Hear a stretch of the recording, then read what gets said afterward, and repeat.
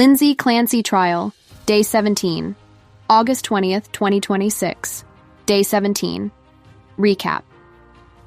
Today was Day 17 of the Lindsay Clancy trial in Massachusetts, and despite expectations of another full day of testimony, proceedings were remarkably brief.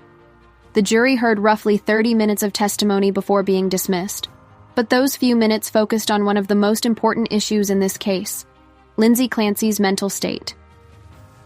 The key witness today was Sheila Kavanaugh, a hospital chaplain who interacted with Lindsay Clancy after the deaths of her 3 children. Her testimony was important because the defense has argued that Clancy was suffering from severe mental illness, including postpartum psychosis, around the time of the killings.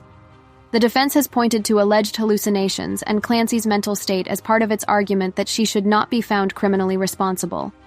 But prosecutors focused on something they said was missing from the chaplain's records. Kavanaugh had kept notes about her conversations with Clancy. During questioning, prosecutor Jennifer Sprague highlighted that those notes did not document Clancy saying that she was hearing a voice or what that voice allegedly told her. That gave prosecutors an opportunity to challenge the defense's account of Clancy's alleged psychosis. The issue is significant because the jury ultimately has to decide not simply what happened, but whether Clancy was legally responsible for her actions. The defense is trying to establish that Clancy's mental illness was so severe that she could not understand the wrongfulness of what she was doing or control her behavior. The prosecution, meanwhile, has challenged aspects of that explanation throughout the trial. Today's questioning, therefore, became another battle over the reliability and timing of evidence about Clancy's mental state. And then, after only around 30 minutes of testimony, the jury was dismissed. That means Day 17 ended far earlier than expected. It also comes after Wednesday's proceedings were unexpectedly shortened. The trial is now moving toward its final stages as the defense finishes presenting its case.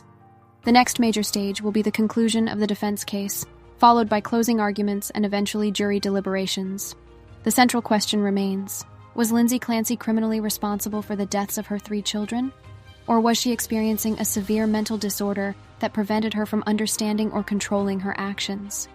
That is ultimately the decision the jury will have to make.